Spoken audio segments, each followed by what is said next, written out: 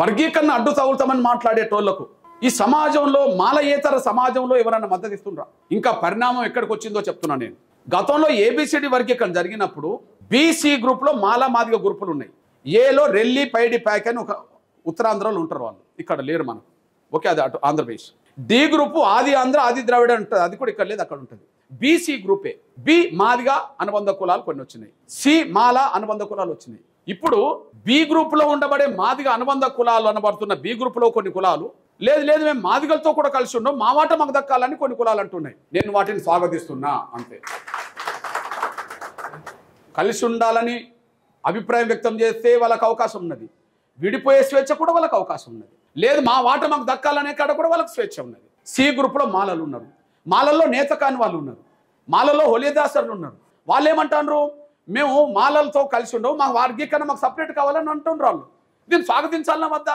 నేను నిన్న గుంటూరులో కమిషన్ చైర్మన్కు రాజీవ్ రంజన్ మిశ్రాకు కమిషన్ రిపోర్ట్ ఇచ్చేసాను. ఇస్తూ బయటకు వెళ్తున్న సమయంలో మాల దాసర్ అని ఒక పెద్ద టీం వచ్చింది అక్కడికి. నువ్వు సోషల్ మీడియాలో చూడండి. మాల దాసర్ వచ్చి, అన్న మేము మాలపల్లెలు ఉన్నా మమ్మల్ని వీళ్ళు గుర్తించారన్న, మా అవకాశాలు వీళ్ళే తీసుకుంటున్నా, మాకు వర్గీకరణ రావాల్సిందేనన్నా, అవసరం మమ్మల్ని డి గ్రూపులో పెట్టండి అని అంటారు వాళ్ళు. అంటే ప్రతి కులం తమ వాటా కోరుతుంది, తప్పెట్లవుతుంది? మాదిగలే కాదు కదా, ప్రతి కులం తమ వాటా కోరుతుంది, తప్పెట్లవుతుంది? మాలలు మాదిగలు దోసుకున్నట్టుగానే మాదిగలు ఇంకోటి దోసుకోవద్దని నేను అనుకున్నప్పుడు మాదిగల వాట వరకు నేను కోరుకోవాలి, ఇతర వాట వాళ్ళకు కావాలనుకున్నప్పుడు మనం ఇచ్చేటట్టుగానే సహకరించాలి. ఇది మాదిగ రిజర్వేషన్ పోరాటం స్టాండ్.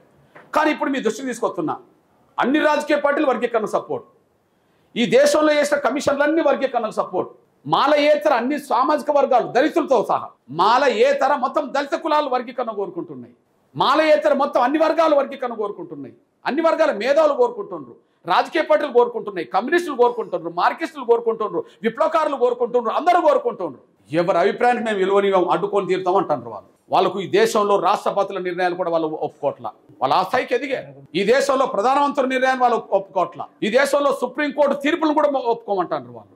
మరి ఎవరు చెప్పాలి? వాళ్ళని ఏమనాలి? ఇగో 99లో ఎస్సీ రిజర్వేషన్ల వర్గీకరణ సబబే, 99లో డిసెంబర్ 2వ తారీఖు నాడు ఎస్సీ వర్గీకరణ సబబే అని చెప్పి ఆనాడు రాష్ట్రపతి కేఆర్ నారాయణ్ రాష్ట్ర ప్రభుత్వానికి అధికారం ఇచ్చాడు. అప్పుడే ఇది 99, 25 ఏళ్ల క్రితం సంగతి చెప్తున్నాను. ఎస్సీ వర్గీకరణ విషయంలో 25 ఏళ్ల క్రితం చెప్తున్నాను నేను. దీన్ని డోంట్ కేర్ అన్నారే. రాష్ట్రపతులు చెప్పినా మేము ఒప్పుకుంటాను, ఈయన ఎవరు? దళితుడే, కేఆర్ నారాయణ్. ఓకే, నిన్న కరెక్టే కదా. మరి వర్గీకరణ వ్యతిరేకిస్తూ కూడా సమాఖ్యత గురించి, ఐక్యత గురించి మాట్లాడుతున్న వాళ్ళని ఏమనాలి? వాళ్ళకి ఎవరు మద్దతు లేరు, అయినా మేము మా పలుకుబడితో అడ్డుకుంటాం అంటాను. వాళ్ళకి ఎవరు మద్దతు లేరు, వాళ్ళకి పలుకుబడి ఉన్నది. 97లో వర్గీకరణ సాధించాం, దాన్ని రద్దు చేయించారు. 99లో రాష్ట్రపతితో వర్గీకరణ సాధించాం, దాన్ని మళ్ళీ రద్దు చేయించారు. రద్దు అయిన దాన్ని మళ్ళీ తిరిగి సాధించాం, మళ్ళీ రద్దు చేస్తామంటాను. మేము దాన్ని ఒప్పుకోమంటాను. ఎంత దుర్మార్గమైన పరిస్థితి. దయచేసి ఈ విషయంలో నా బలహీన వర్గాల సోదరులారా మళ్ళీ చెప్తున్నా, 94లో ఉద్యమం మొదలు పెట్టడానికి మొట్టమొదటి నేను సాక్ష్యం చూసింది బీసీ వర్గీకరణది, ఎస్సీ వర్గీకరణ జరగాలి అంతే నేను అనుకున్నది. ఇక దీనికి ఇన్ని మలుపులు తిరుగుతాయి, ఇన్ని అడ్డంకులు వస్తాయి, ఇన్ని అవరోధాలు వస్తాయి అని చెప్పి నేను ముందు ఊహించలే. కానీ బీసీల వర్గీకరణ ఉన్నప్పుడు ఎస్సీ వర్గీకరణ తప్పెట్లవుతుందనే ఒక సైద్ధాంతిక చర్చతోటి ఉద్యమం మొదలైపోయింది. మళ్ళీ అంబేద్కర్ గ్రంథం చూస్తే ఆయన కూడా చెప్పడం జరిగింది. ఉద్యమం ముందుకు తీసుకెళ్తున్న కొద్ది ఆటంకాలు వచ్చిన సమాజం యావత్తు వర్గీకరణకు నిలబడ్డది. ఆయన మేము అడ్డుకుంటామని చెప్తున్న వాళ్లకు నా బలహీన వర్గాల సమాజమే సరైన సమాధానం చెప్పి అడ్డుకోవడం ఆపండి, వర్గీకరణ సహకరించండి అనే పిలుపుని మీరు ఇవ్వాల్సిన అవసరం ఉన్నది. అడ్డుకోవడం ఆపండి. ఎవరి వల్ల ఘర్షణ పెరుగుతుందో మీరు చెప్పాలి. కోరుకోవడం వల్ల ఘర్షణ, అడ్డుకోవడం వల్ల ఘర్షణ. కోరుకోవడం వల్ల ఘర్షణ, అడ్డుకోవడం అంటే కోరుకోవడం తప్పైతే వీళ్ళ వల్ల ఘర్షణ, అడ్డుకోవడం తప్పైతే వాళ్ళ వల్ల ఘర్షణ. కోరుకోవడం తప్పు కానప్పుడు ఘర్షణకు మేము ఎట్లా బాధ్యత వహిస్తాం? మేము సైద్ధాంతికంగా మాట్లాడుతున్నాం, వాళ్ళ వేదికల మీద తిట్టుకుంటూ పోతుండ్రు కదా. మేము సైద్ధాంతికంగా మాట్లాడుతున్నాం, వాస్తవాలను విశ్లేషణ చేసి సమాజం ముందు పెడుతున్నాం. వాళ్ళ వేదిక మీద తిట్టుకుంటూ పోతుండ్రు కదా, తొక్కుకుంటూ పోతాం అంటారు కదా. తొక్కుకుంటూ పోతాం, ఏదైనా సరే రానివ్వం, తిరగనివ్వం, ఎట్లా 100 జన్మలెత్తినా వర్గీకరణ అమలు జరగనివ్వం అంటారు వాళ్ళు. దళితుల మధ్యనే ఈ అంశం మీదనే ఘర్షణ జరిగితే ఘర్షణకు బాధ్యులు ఎవరిని చేస్తారు అనే విషయం ఆలోచించాలి.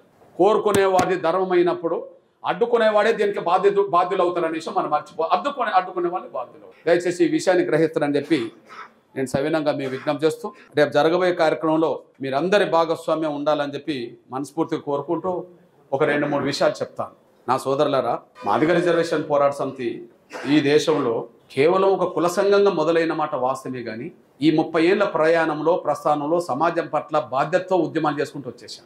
బహుశా తెలుగు నేల మీద బాధ్యతతో జరిగిన సామాజిక ఉద్యమాలు భారతదేశంలో ఎక్కడ జరగలేదు. తెలుగు నేల మీద జరిగినన్ని ఉద్యమాలు భారతదేశంలో ఎక్కడ జరగాలి, దాని ఫలాలు కూడా ఇక్కడ మనకు అందుబాటులోకి వచ్చినాయని మీ దృష్టి తీసుకుంటున్నాను. అంటే ఎంఆర్పిఎస్ వర్గీకరణ కోసం పోరాటం చేస్తూనే సమాజం పట్ల, మన అనగాన వర్గాల పట్ల, సమాజంలో అందరి పట్ల, మన అనగాన వర్గాల పట్ల ఏ విధమైన నిబద్ధతతో కలిసి పోరాటం చేసిందో ఒకటి రెండు విషయాలు మీకు అన్న ముందు చెప్తాను. ఎగ్జాంపుల్, మీ అన్నగా ఒక విషయం గుర్తు చేస్తున్నా. ఇవాళ ఒక పేదవాడు ప్రభుత్వ ఆసుపత్రికి వెళ్తాడు, డబ్బులు ఉన్నవాడు ప్రైవేట్ ఆసుపత్రికి వెళ్తాడు. కానీ ఈ తెలుగు నేల మీద పేదలు కూడా కార్పొరేట్ ఆసుపత్రికి వెళ్ళి వైద్యం పొందే కాడికి వచ్చింది. అది 2004లో గుండె జబ్బుతో బాధపడుతున్న పేద పిల్లల పక్షాన ఉద్యమం జరిగిన రోజే. ఆ రోజు రాష్ట్ర ప్రభుత్వానికి ఎంఆర్పిఎస్ మధ్యలో పెద్ద ఘర్షణ జరిగింది, ఒక పిల్లోడు చనిపోవడం వల్ల. అంతిమంగా ఆ పోరాటానికి దిగొచ్చిన రాజశేఖర్ గారు ఖచ్చితంగా నేను పేదలకు ఉచితంగా వైద్యం కల్పిస్తా అని చెప్పి తీసుకొచ్చిన పథకమే రాజీవ్ ఆరోగ్యశ్రీ పథకం అనేసి మీరు మర్చిపోతారు. ఇట్లాంటి గుండె జబ్బుతో బాధపడుతున్న పేదలకు లేదా కార్పొరేట్ ఆసుపత్రులు పేదలకు ఉచిత వైద్యం అందించే పోరాటం దేశంలో ఎక్కడన్నా మీరు చూశారా? పోనీ ఫలితం ఎక్కడన్నా కనిపిస్తుందా? ఇక్కడ చూశారు, ఫలితం కనిపించింది. పేదలు వేళ కార్పొరేట్ ఆసుపత్రికి వెళ్ళి ఇక్కడికి వచ్చింది. ఇది కులంతో మతంతో సంబంధం లేకుండా అన్ని వర్గాలకు ఒక గొప్ప పథకంగా మారింది కదా. అది 2004లో వస్తే 2018లో గౌరవ నరేంద్ర మోడీ గారు ఆయుష్మాన్ పథకం అక్కడ పెట్టిండు కదా. అంటే 2004 ఎక్కడ, 2018 ఎక్కడ? ఇక్కడ మొదలైన తర్వాత 14 ఏళ్లకు మళ్ళీ అక్కడ కేంద్రంలో మొదలయ్యే పరిస్థితి వచ్చేసింది. అంటే రాజీవ్ ఆరోగ్యశ్రీ పథకానికి ఉన్నంత గొప్ప పేరు ఇంకా ఈ దేశంలో కానీ ఈ రాష్ట్రంలో కానీ వేరే పథకానికి ఉండే అవకాశం లేదు. దాన్ని దృష్టి పెట్టుకొని నేను సాక్ష్యం మాత్రమే ఒక మాట చెప్పి వినిపిస్తాను. ఇది పేపర్లో చూపించాను. రాజీవ్ ఆరోగ్యశ్రీ పథకం ఎలా వచ్చింది అని అంటే నేను చెప్పే సమాధానం ఇవన్నీ వల్ల వచ్చింది అంటున్నాను. పోనీ రాజీవ్ ఆరోగ్యశ్రీ పథకం పెట్టింది రాజశేఖర్ గారు అంటారు కదా. ఆ రాజశేఖర్ గారే రాజీవ్ ఆరోగ్యశ్రీ పథకం ముందు రావడానికి, రాజీవ్ ఆరోగ్యశ్రీ పథకం లేని రోజుల్లో ఏం జరిగిందనే విషయం స్వర్గీయ రాజశేఖర్ గారు నిండు శాసనసభలో ఒక్క మాట ఏం మాట్లాడిందో వినండి. రాజీవ్ ఆరోగ్యశ్రీ ఏర్పాటు చేయడానికంటే ముందు మరో సమస్య వచ్చింది. మేము అధికారంలోకి వచ్చిన మొదటి సంవత్సరంలోనే చిన్న పిల్లలకు సంబంధించిన గుండె ఆపరేషన్లు చేయించమని చెప్పి ఒక పెద్ద ఊరేగింపు చేశాడు మందకృష్ణమాని గారు. మినిస్టర్ గారు ఆయనకు కూడా 12 సంవత్సరాల వయసున్న పిల్లలందరికీ చేయించామని చెప్పి ఊరేగింపు తీశారు. ఆయన ఆ విధమైన ఊరేగింపు తీస్తూనే 12 సంవత్సరాల నుంచి, అంటే మేము అధికారంలోకి వచ్చిన మొదటి సంవత్సరంలో 12 సంవత్సరాల వయసున్న వాళ్ళందరినీ ఒక ఊరేగింపు తీసుకొచ్చి ఆ ఊరేగింపులో అరసలతో 22 చచ్చిపోయి ఉన్న పిల్లలు మా దృష్టికి వచ్చిన వెనువెంటనే ఏమాత్రం ఆలస్యం చేయలేదు అధ్యక్ష. అందుకే అధ్యక్ష వెంటనే ఏర్పాటు చేసేవా లేదా? అంటే ఎప్పటి నుంచి ఏర్పాటైంది అనే విషయం స్పష్టంగా ఆయనే చెప్పడం జరిగింది. ఆరోగ్యశ్రీ పథకం రాకముందు ఇది వచ్చింది, వచ్చిన వెంటనే దీన్ని ఏర్పాటు చేయడం జరిగింది.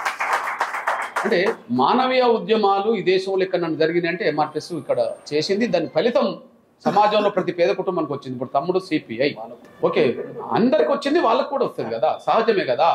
మీ అన్నగా చెప్తున్నాను, భారతదేశంలో మీరు ఎక్కడికన్నా వెళ్ళండి, వికలాంగుల పెన్షన్ ఇంకా 1000-1500 దాటలే. కానీ ఇక్కడ 4000, ఆంధ్రప్రదేశ్లో 6000, ఇక్కడ 6000 కాబోతున్నది. మరి 2007లో, అది 2004 గుండె జబ్బుల ఉద్యమం, 2007లో ప్రపంచం లెక్కలేని విధంగా వికలాంగుల బహిరంగ సభ జరిపి అక్కడి నుంచి వికలాంగుల పోరాటం జరిగితే 200 పెన్షన్ 500, 500 పెన్షన్ 1500, 1500 పెన్షన్ 3000, మొన్న ధర్నా చేస్తే 1000 రూపాయలు మళ్ళీ పెరిగినాయి. అంతిమంగా రేపు మళ్ళా ఎన్నికల మేనిఫెస్టో ప్రకారం మాదిగా దండోరా వికలాంగుల కోసం చేసిన పోరాట ఫలితం వల్ల 6000 పెన్షన్ ఇక్కడ రాబోతుంది. ఆంధ్రప్రదేశ్లో 6000 ఇప్పటికీ అమలు జరుగుతుంది. ఇప్పుడు ఈ 2 తెలుగు రాష్ట్రాల్లోనే 6000 ఎందుకు వస్తుంది? కర్ణాటకలో ఎందుకు లేదు? తమిళనాడులో ఎందుకు లేదు? గుజరాత్లో ఎందుకు లేదు? రాజస్థాన్లో ఎందుకు లేదు? ఉత్తరప్రదేశ్లో ఎందుకు లేదు? ఢిల్లీలో ఎందుకు లేదు? దేశంలో ఎక్కడ ఎందుకు లేదు? ఎక్కడ జరగలే వికలాంగుల ఉద్యమం, ఇక్కడ జరిగింది కాబట్టే పెన్షన్ ఆ స్థాయిలో పెరిగింది.